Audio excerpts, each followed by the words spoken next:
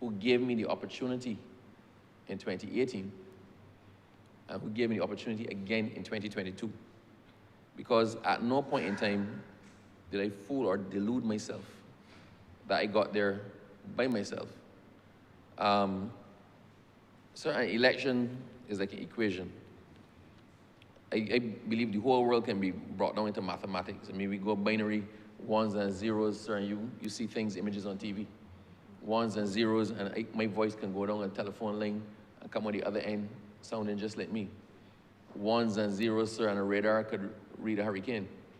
So we bring it back down to the ones and zeros or the equations. Wilfred Abrams plus the Barbados Labour Party equaled a victory in Christchurch East. I am certain that had it been Wilfred Abrams plus the Democratic Labour Party in the same Christchurch East, it would not have yielded the victory.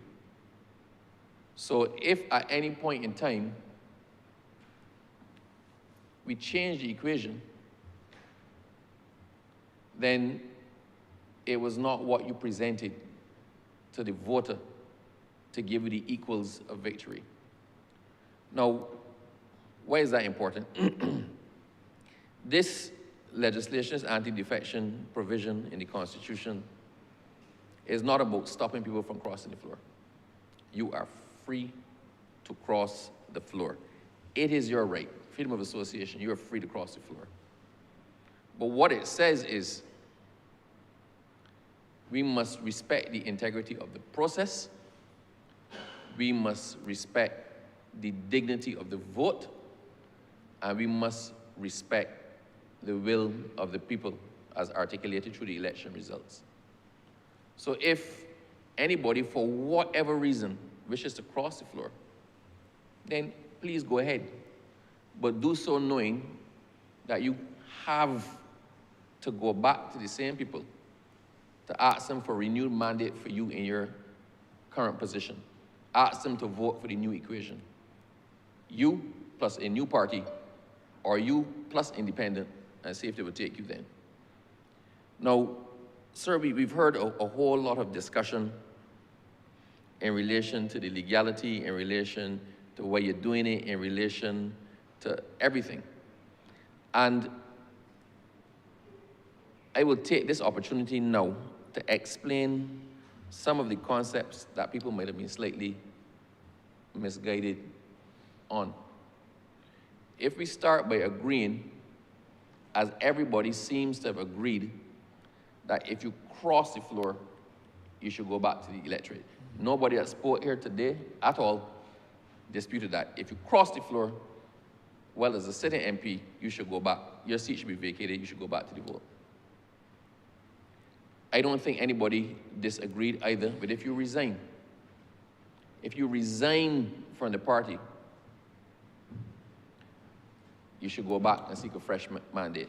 So there has been no disagreement on the floor of this House in relation to those two constructs. Where the question has arisen, sir, is in relation to expulsion from the party. Multiple speakers have spoken, multiple speakers have articulated their own position on it. I think, but the last position that was put forward by the Honourable Member for St. Philip North, when she spoke about the Latimer House principles. No, sir, I tried hard to get those principles printed. I copied them, I sent them to the clerk, and I was unable to get them printed. It wouldn't print for some reason, sir. So with your leave, I'll read them off my phone because they're here. Now, if we start by understanding, sir, the Latimer House principles principally considered independence between the three arms of government. The independence of the judiciary vis-a-vis the independence of the legislature vis-a-vis the independence of the executive. So it was principally concerned with the organs of the state and not necessarily the particular individuals that made up the organs of the state. So, as a lawyer, sir, you know that sometimes when a case is decided, the court will rule on the principal matters in the case, but there's something called obiter dicta. So, side issues that may arise that the court may tender an opinion on, which don't form the ratio of the decision, but provide an interesting perspective on how a court may look if it was called upon to actually decide those matters. So there's a danger, sir, in looking at the obiter dicta statements and using those as the example of the principles of the case. So, correct. I don't want to go too much in the Latin, sir, because it might confuse the other people. But the Honourable Member for St. Philip North had done some research on the Latimer House principles. And as she dug a little bit deeper, she might have come across the articles that I wrote, and I presented to the same Commonwealth Parliamentary Council. Sir, if we look at the part that spoke about preserving the independence of parliamentarians,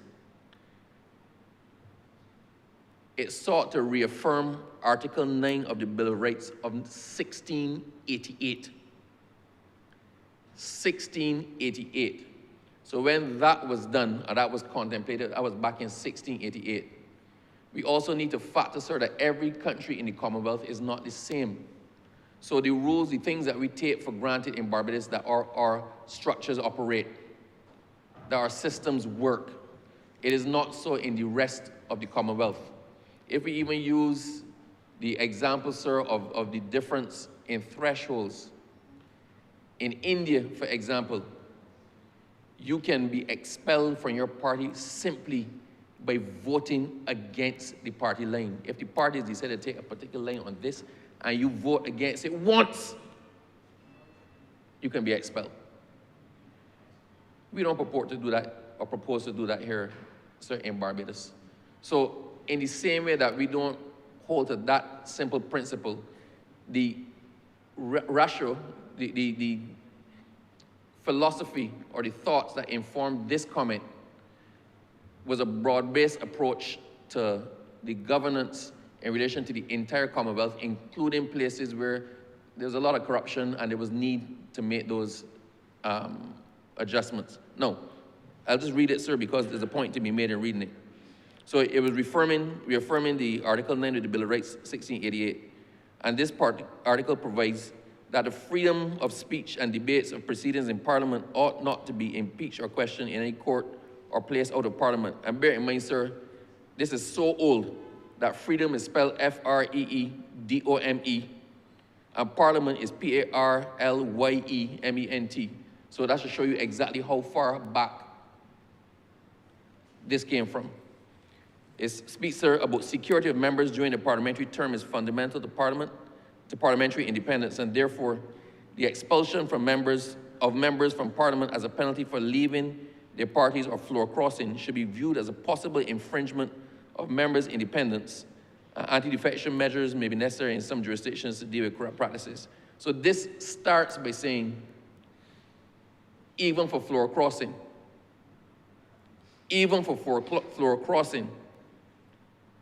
if you penalize the person by vacating the seat, it may be seen as an infringement on their parliamentary rights.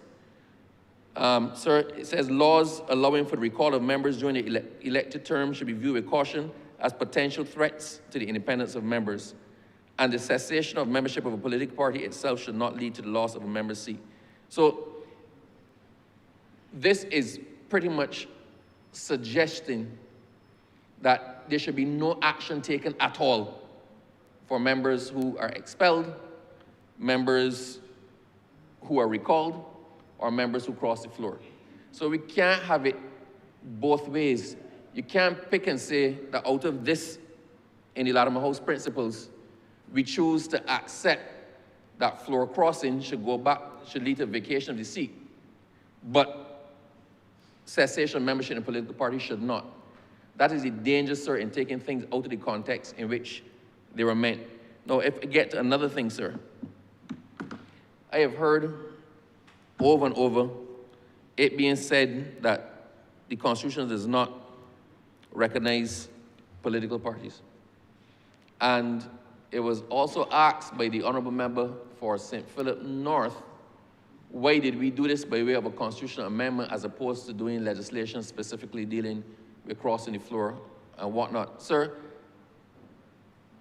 when you're looking to do legislative amendments or you're looking to change a regime or change a structure, you try to find the easiest way to do it. The Constitution, as it stands now, under Section 45, it says it provides for the vacancy of a seat. So it provides, as it stands, that the seat of a member of the House of Assembly shall become vacant upon the next dissolution of Parliament after he has been appointed, if he resigns it in such a manner as may be provided by any law enforced in Barbados, if he is absent from sittings of the House of Assembly for such period and in such circumstances may be provided by any law enforced in Barbados, if he ceases to become a citizen of Barbados, if he contravenes the provisions of Section 59 relating to the taking of oath of allegiance, and it sets out, I'm not going to go through all, but it sets out the ways in which a seat becomes vacant. Sir, it was exceedingly convenient to simply insert it here, to create another category by which a seat can become vacant. And that was done simply, sir, by amending this section to include if a person crosses the floor, if they resign from a party, or if they are expelled by their party. So it did not make sense to create a whole new piece of legislation, the Anti-Defection Act, because that still had constitutional implications and would still have had to have been passed by a majority of 2/3 of the members in this House. So if you're going to have to bring a piece of legislation specifically only dealing with that, when the Constitution itself already addressed how a seat becomes vacant, and you would still have had to get the constitutional majority to pass it, then it made no sense to do that. It was just simpler to insert it into the Constitution as we have done. Now, the other thing, sir, so I hope that the member understands that part, sir. Now, the other thing, and people have hammered this one, that the Constitution and the laws don't respect political parties or don't recognize political parties. Everywhere, sir, that we see anything being done upon consultation with the leader of the opposition, that, sir, presupposes the existence of a political party. The composition of the Senate, sir, when the Senate is composed, it is 7 members who are appointed by the Prime Minister. 12 members appointed by the Prime Minister, 7 members appointed by the President, so independent members, and 2 members appointed by the President on consultation with the leader of the opposition. Now that, once again, presupposes that there's an opposition party. But if we go from there to specifics, because the law likes specifics, sir, under Section 21 of the Constitution of Barbados, I read, with your permission, except with his own consent, no person shall be hindered in the enjoyment of his freedom of assembly and association, that is to say, his right to assemble freely and associate with other persons, and in particular to form or belong to political parties, or to form or belong to trade unions or other associations for the protection of interests. The Constitution specifically recognizes political parties and your right to freedom of association to join or to form political parties.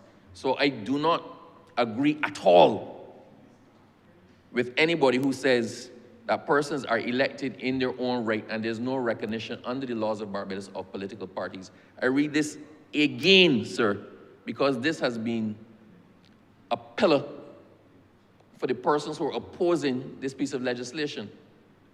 And I wonder, sir, if some of the people who are opposing bother to pick up the Constitution and actually look for the relevant section and read it, because it wasn't that hard to find, sir. It was only Section 21 of a whole lot of other sections.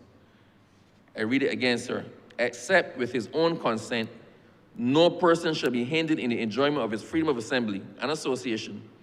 That is to say, his right to assemble freely and associate with other persons, and in particular, to form or belong to political parties or to form or belong to trade unions or other associations for the protection of his interests. So with respect to spelling out political parties, the Honourable Member for St. Thomas ably dealt with that initially, and he said it would be invidious, sir, to refer specifically to political parties because you then limit the parties which are recognized by law to those which are mentioned in the Constitution. This recognizes generally the right of association to belong to and to form political parties. So we go now. Every single one of us, every single one of the members who are here today, sir, wrote to the Barbados Labour Party or communicated with the Barbados Labour Party indicating their intention to run as a candidate for the Barbados Labour Party. In some constituencies, sir, there was more than one person, and a number of people indicated their intention.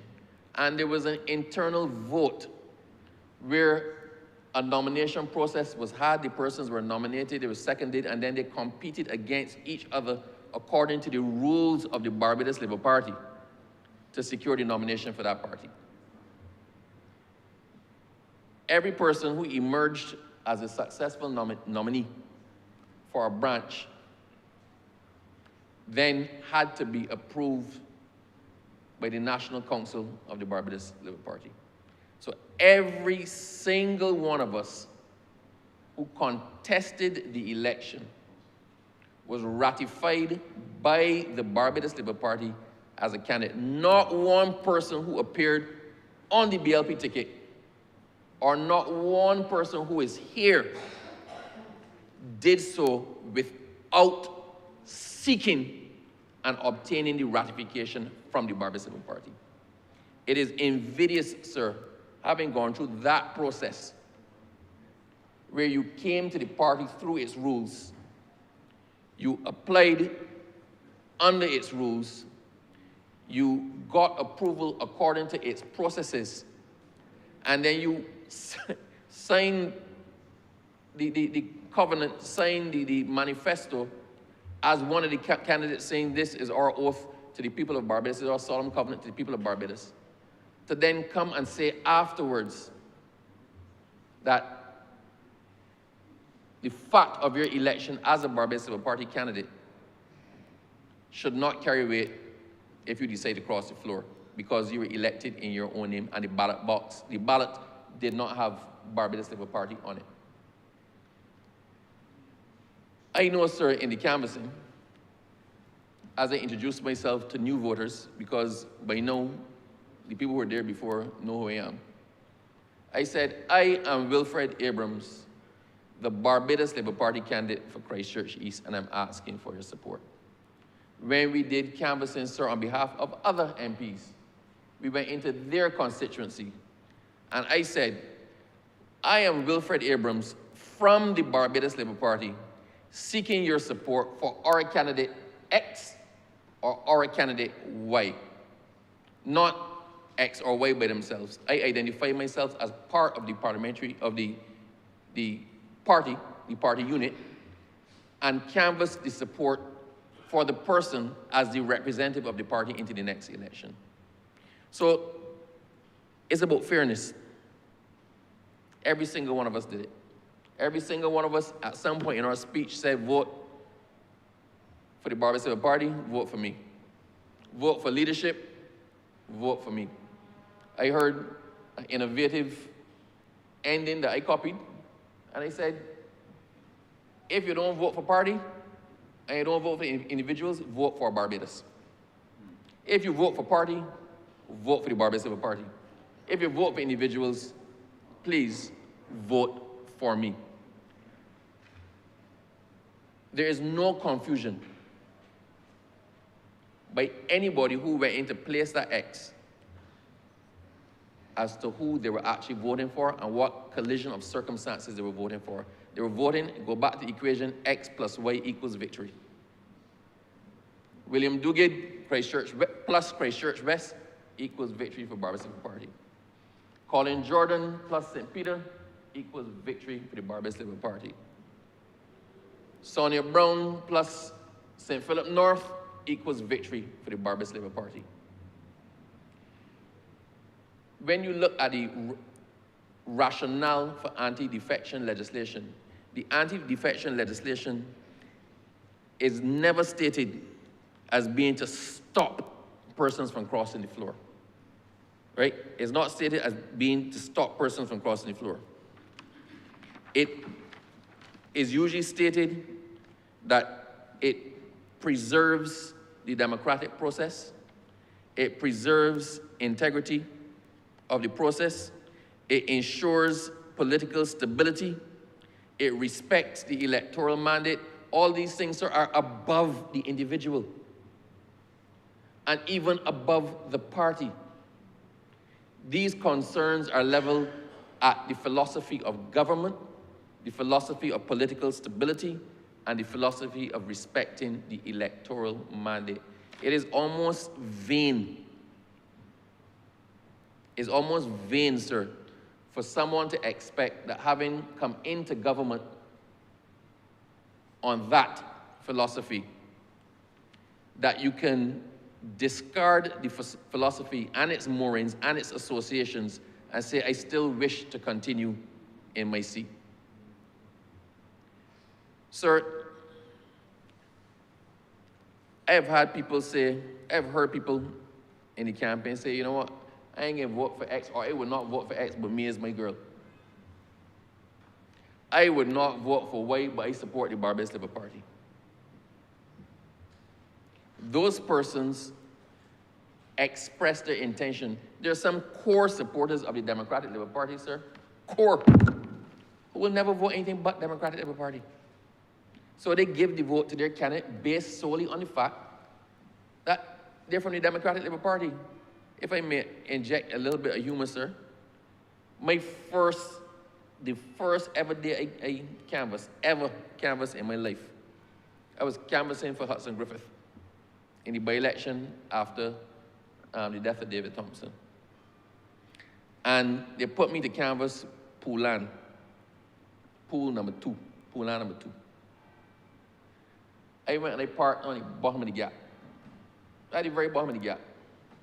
And I got out and I went to the first house, and I should have been aware that something was up because there were two black flags on the patio. On the patio, on the left side of the door, that had a picture of Earl Barrow. On the right side of the door, that had a picture of David Thompson. When I rap, I'm new, I'm fresh, I'm enthusiastic. I believe I could convert anybody. I rap on the door, sir. And the man opens the door. And as he opens the door, I look past him, I see a shrine to David Thompson. Pretty much on his sideboard, a shrine. So I said to him, sir, I am Wilfred Abrams from the Barbados Labour Party, and I've come to canvass support for our candidate, Mr. Hudson Griffith. And the man looked at me, he said, you serious? I said, yes, I am. He said, you know me? I said, no, I don't. I can't remember the name now, so I'll give him a name. He said, I am Reginald Brathwaite, the first man to ever nominate Errol Walton Barrow, the Dipper, the son of Jesus Christ. That, I stand here, sir, put my hand on the Bible and tell you that's what was said. I thought to myself, what do I do now? And I dug in. And I said, does that mean you would not give the vote for Hudson Griffith? Sir, to say, the man said, and these are the words, if the DLP ran a dog out here, I will vote for it. And I said, sir, is there anything you can do to change your mind? At which point, he obviously got tired of me, and he washed me off in curse. I've never been cursed so bad. It was a proper St. John cursing, with some words that came from St. John. The man washed me off, and as I walked up the gap, figuring I wasted my time there, I walked to the next house. He walked behind me, and he proceeded to curse me every time I knocked on the door. So I then called back to the branch office and said, okay, I had a wall here. Can you all send me someplace else? I went to try my luck elsewhere. But the point I'm making is that man didn't want to hear nothing. about our candidate because he was voting for the DLP. No matter who ran there, that person was getting in and getting his vote, and almost the votes all up there based on the fact that they were from the Democratic Labour Party. Equally, sir, we got some hardcore ones in the BLP. They got BLP people who, if you go by the house, they will wash you off and curse too. So we cannot ignore the fact that a section of Barbados, hardcore down the line, will cast their vote for the party. If some of the MPs are good, if some of the MPs are engaging, if they go to community activities, if they go to church, if what, they get some personal votes. People vote for you because they like you. They vote for you because they like you. But I have not yet, and I don't fool myself, I don't take my personal votes to carry me across the line. Cannot do it. I count my personal votes plus the votes for the party. The votes for the party, quite frankly, outweigh my personal votes by a good set. But I do my best, as do the rest of us. So, if we look at the legislation, this is simply honoring the intention of the voters who put their X. Barbadians vote for leadership. If we use the example of the previous leader of the opposition, the previous leader of the opposition, sir, ran, I won't talk about his misadventures before, but he ran successfully on a Barbados Labour Party ticket in 2018.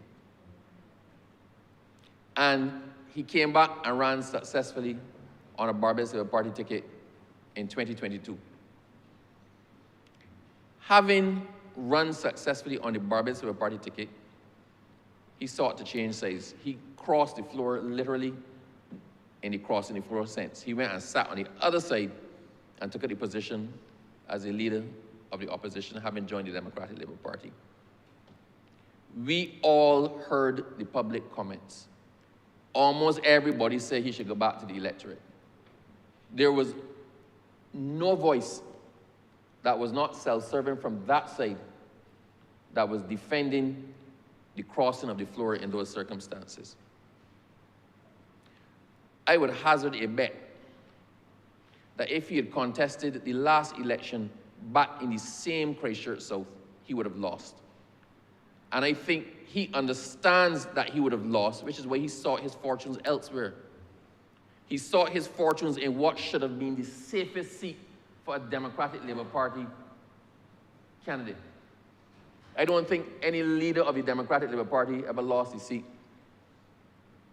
in St. John. So he went to the safest possible seat and sought to get the mandate from the people there, and was unsuccessful.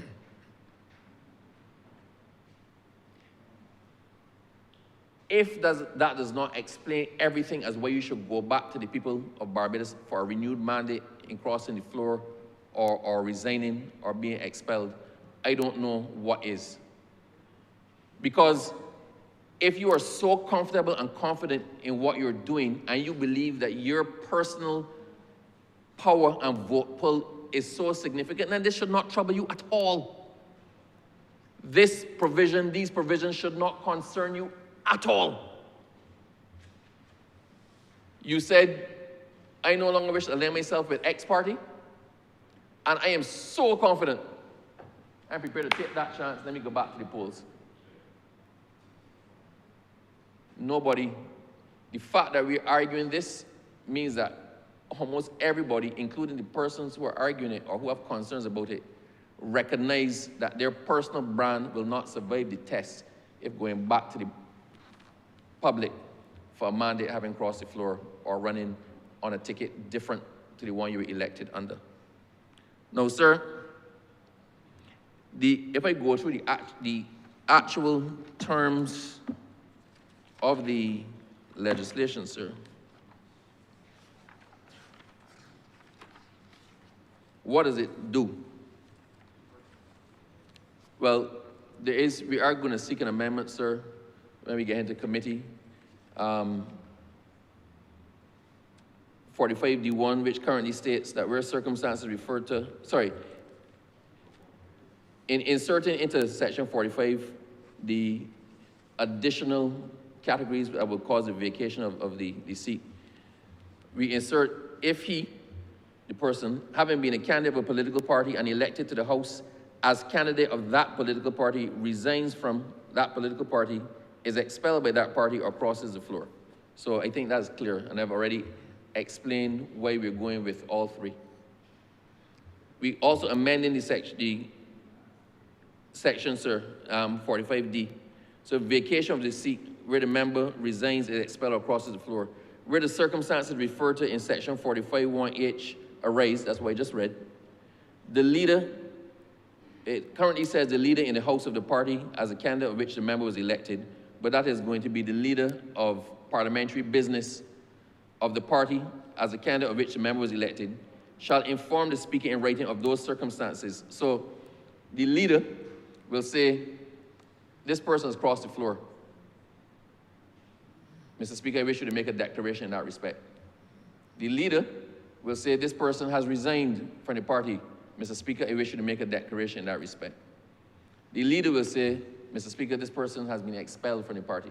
I wish you to make a declaration in that respect.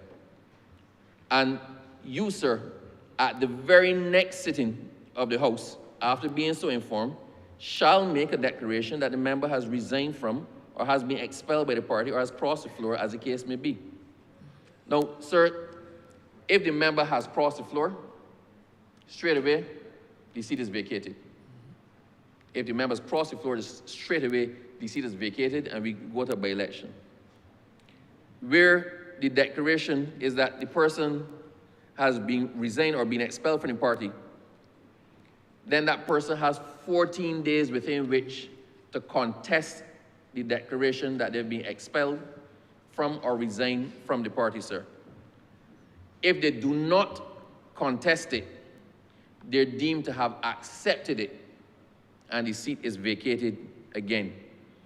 Where, sir, within that 14-day period, that grace period, the member does file in a court of law proceedings to challenge the declaration of the expulsion or the declaration of resignation, sir, then he doesn't vacate the seat.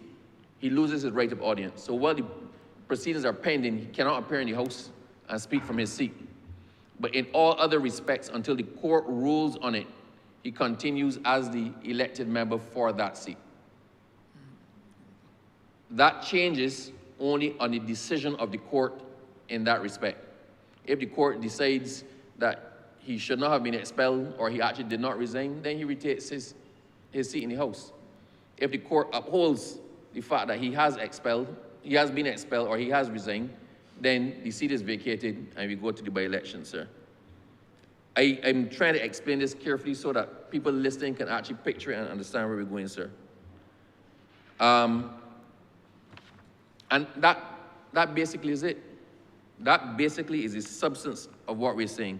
So if you, the member, are contesting your resignation, and somebody did ask me, why would they contest a resignation? So a resignation can be explicit or it can be implied. So if I write a resignation letter saying I resign from this political party, then it's clear. If, sir, I have made utterances or said things or implied that I had resigned, I can challenge and say, but I did not actually resign. If I have been expelled, I can challenge my expulsion. Now, there was a suggestion, sir, that the legislation should have in it that the person is expelled following due process, et cetera, et cetera.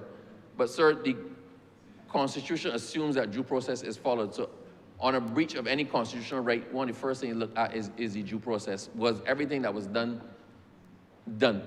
In the case of an expulsion, was the person heard? Were they given a chance to answer the charges? Were they given a chance to represent themselves, sufficient time to prepare the defense, whatnot, whatnot?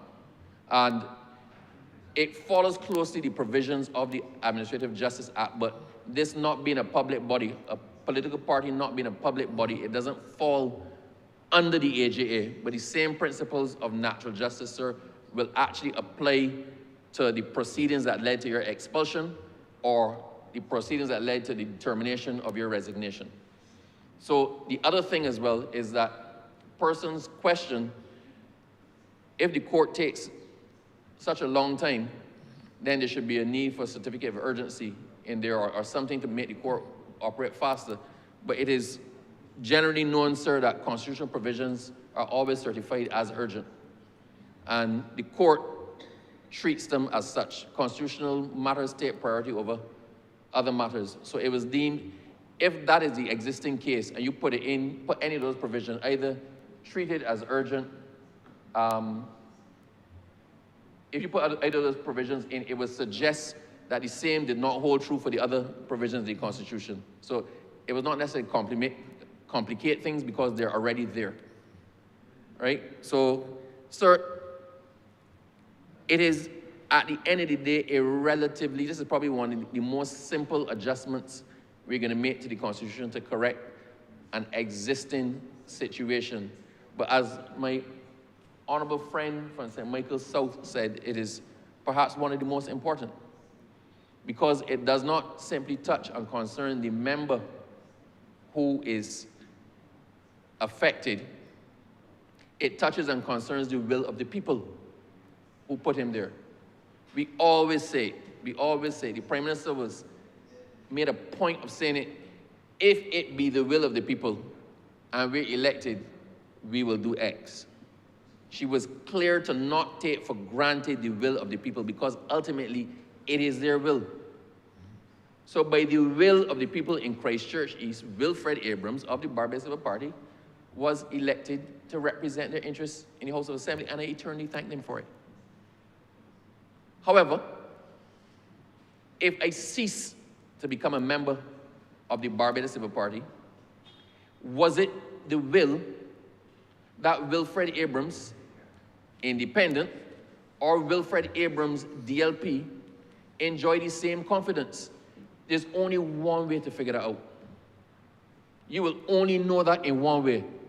That's by going back to the same people who put you there and saying, my circumstances have changed. Do you still want me? Is this still your will?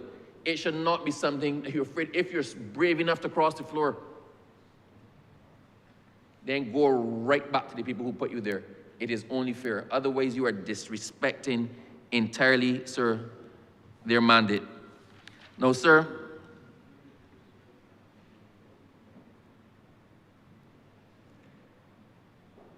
we have to put the voter at the center of the whole process,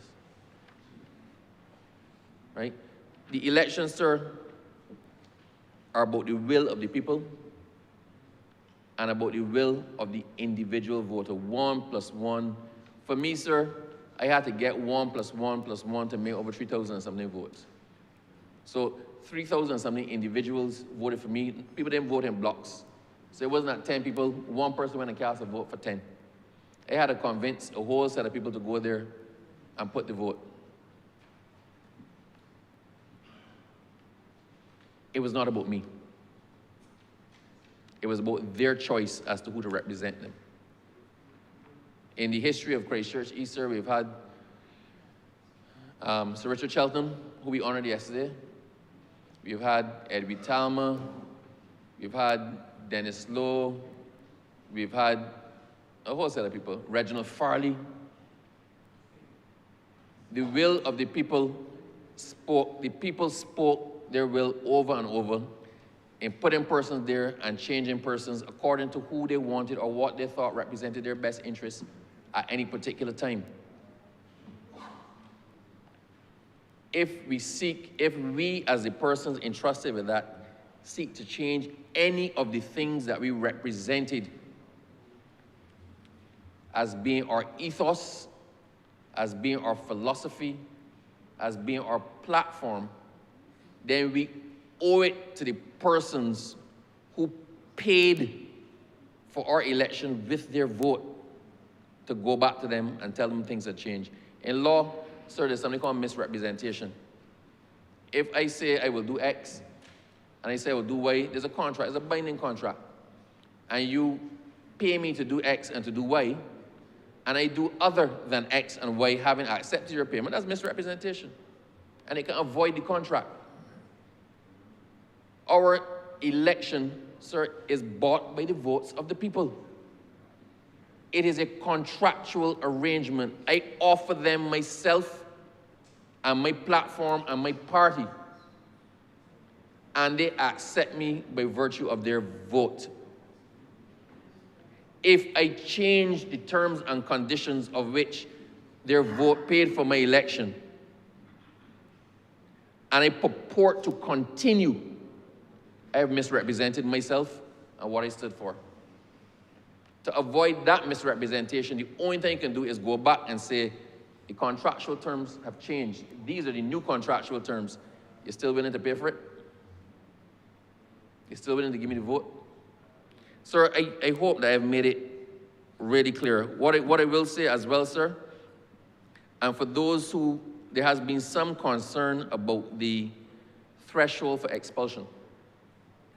And I went through a number of countries, sir. I looked at India, Bangladesh, Kenya, Malaysia, Pakistan, Maldives, Belize, Fiji, Nigeria, Seychelles, Malawi, Ukraine, and pretty much all of these countries require persons to go back to the polls if they vacate, if they cross the floor, or if they're expelled. And as I said, sir, the threshold for expulsion in some of these countries is so low.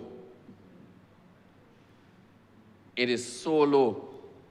We encourage, we advocate, we embrace different political positions. I can tell you, sir, that in critical matters, the Prime Minister polls us up to this piece of legislation. We were polled in the parliamentary group. Who's supporting? What are the issues? And where some issues were actually raised, then it was attempted to take those into consideration in the actual wording of the legislation. Persons indicated less than a complete support on this. Nobody's being penalized for it. In the majority of critical matters that come before this chamber, so especially ones that go to select committee, because the party deems that they're so revolutionary or they have such public import that it should not only be decided by the 30 members in this House, but the public of Barbados should get a chance to weigh in before they even get here. We are polled as to our position on the pieces of legislation.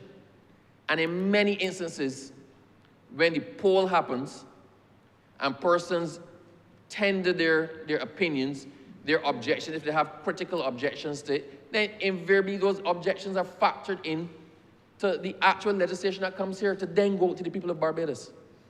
So I am comfortable, sir, that the threshold for expulsion not being the bare bones threshold in many other countries, that we do not run the risk of political victimization. Sir, if I can actually just read the grounds for expulsion, sir, from the Barbados Labour Party, sir.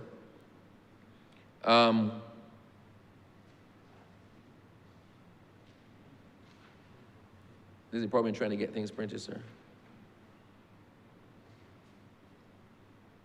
Sir, I'll paraphrase. I can't find it right here immediately. But the grounds are, if you speak on somebody else's platform, if you disparage the party, if you act in a way inimical to the interests of the party, pretty much the same sort of thing, sir. Any club. You belong to any club. A football club, a cricket club, any club, the lodge, Girl Guides. If you act in such a way as to bring the organization into disrepute, or you so run against the principles of the organization, you get expelled. The fact that you quarrel at the AGM doesn't mean you can get expelled.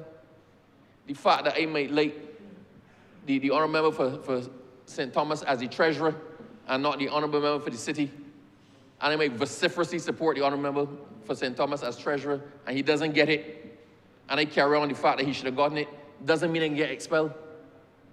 Expulsion usually carries such a high threshold.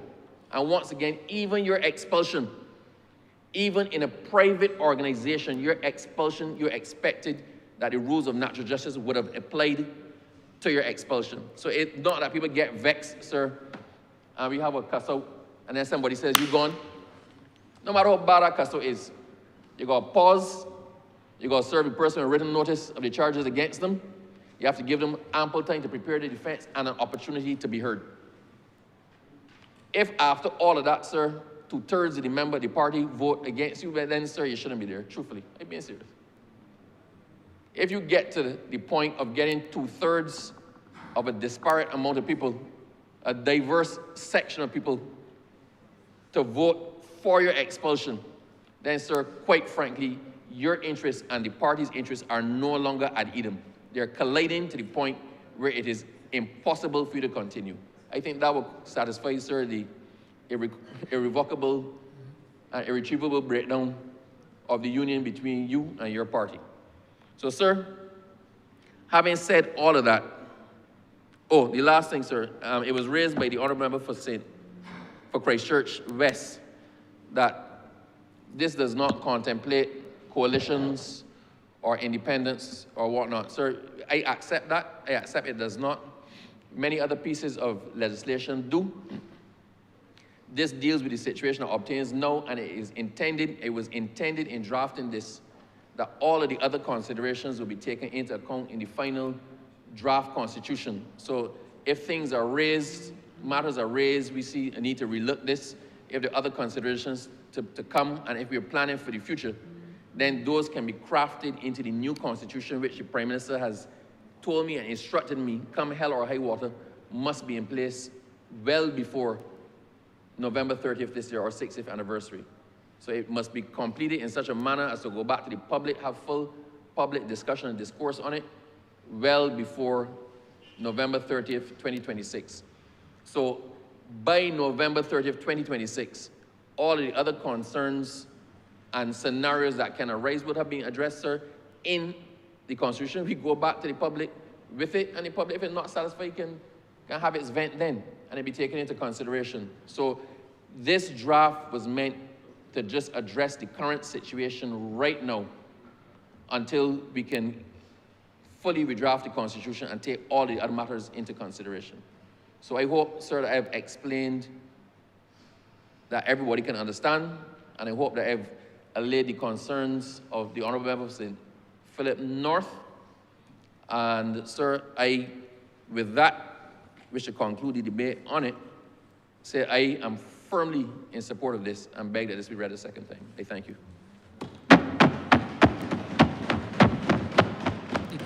The question is that this bill be read a second time. All those members in favor, please say aye. Aye. Those against, please say no. Me think the ayes have it.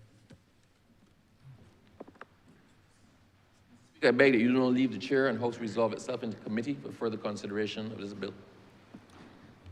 Second. The question is that the Speaker do not leave the chair and the House resolve itself into committee for further consideration of this bill. All those members in favor, please say aye. Those against, please say no. Me think the ayes have it.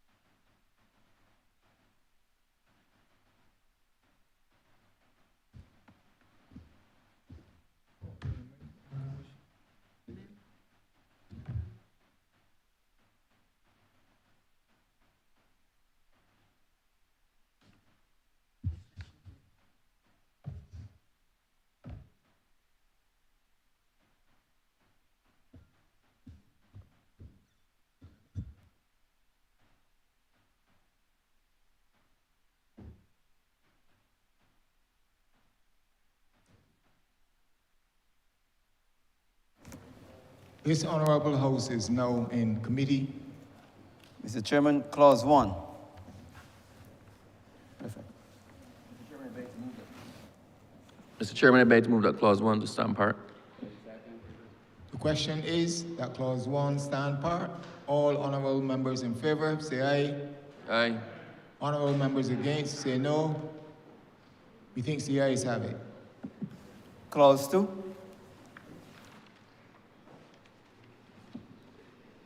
Mr. Chairman, I beg to move that clause 2 stand part. The question is that clause 2 stand part. All honourable members in favour, say aye. Honourable members against, say no. Methinks the ayes have it. Mr. Chairman, I beg to move an amendment to clause 3. So 45D1, sir, would now read, where circumstances referred to in section 45(1)H arise, the leader in the House of Parliamentary Business of the party of the candidate who was elected member, and it continues there, but for completeness I'll read it, shall inform the Speaker in writing of those circumstances, and the Speaker shall at the sitting of the House, next after he is so informed, make a declaration that the member has resigned from or has been expelled by the party or has crossed the floor, as the case may be. I beg to move that clause 3 as amended stand part. The question is that clause 3 as amended stand part. All honourable members in favour, say aye. Honourable members against, say no. Methinks the ayes have it. Report, sorry. Mr. Chairman, I beg to move that you do not report to His Honour the Speaker the passing of one bill in committee with amendments. The question is that I do not report to His Honour the Speaker the passing of one bill with amendments in committee. All honourable members in favour, say aye. Honourable members against, say no. Methinks the ayes have it.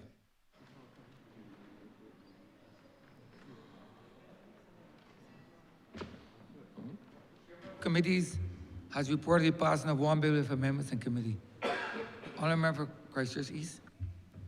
Mr. Speaker, I do move. Beg the third time. Third time. Beg to read the third time. Right. Sorry, Mr. Speaker, I beg to move that this bill be read a third time. The question is that the bill be read a third time. All those honourable members in favour, please say aye. Aye.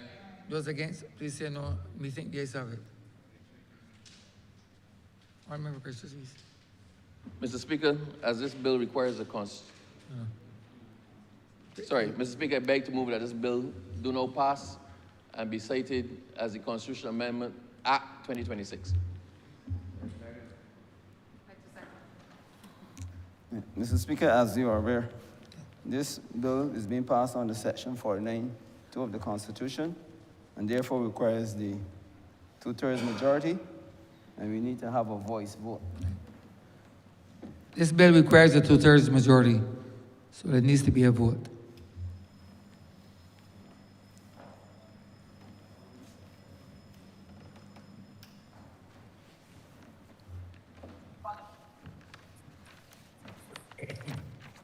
Miss Motley, who's coming in on Zoom.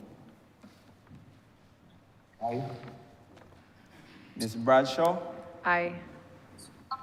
Mr. Abrams. Aye. Mr. Simmons. Aye. Mr. Humphrey. Aye. Ms. Husbands. Aye. Mr. Weir. Aye. Mr. Ford. Aye. Mr. Ford. Aye. Mr. Griffith. Aye. Mr. Jordan. Aye. Mr. Strawn. Aye. Ms. Cattle. Yes. Ms. Gooden-Edgell. Aye. Mr. Gooden-Edgell, sorry. Aye. Ms. McConney. Aye. Mr. Gibbs. Aye. Mr. Blackman. Aye. Mr. Phillips. Aye. His Honor, Mr. Rowe. Aye. Mr. Sutherland. Aye. Ms. Moore. Aye. Mr. Braffett. Aye. Ms. Trotman. Aye. Mr. Lashley. Aye. Mr. Nichols. Aye. Dr. Monroe Knight, Aye. Mr. Prescott, Mr. Ishmael, Aye. Dr. Springer, Aye. Dr. Duguid, Aye. Dr. Brown,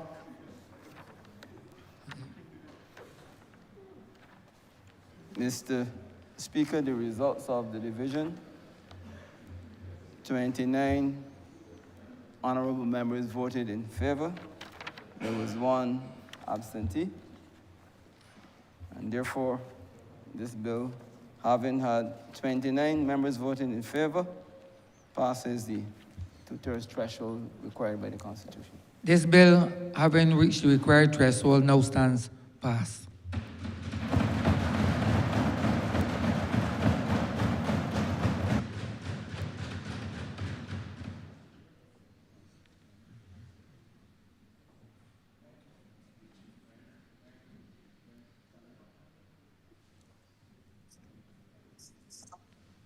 Honorable Leader of Government Business. Thank you, Mr. Speaker. I beg to move the suspension until 7:15. The question is that this honorable chamber be suspended until 7:15 p.m. All those honorable members in favor, please say aye. Those against, please say no. Me think the ayes have it. This honorable chamber stands suspended until 7:15 p.m.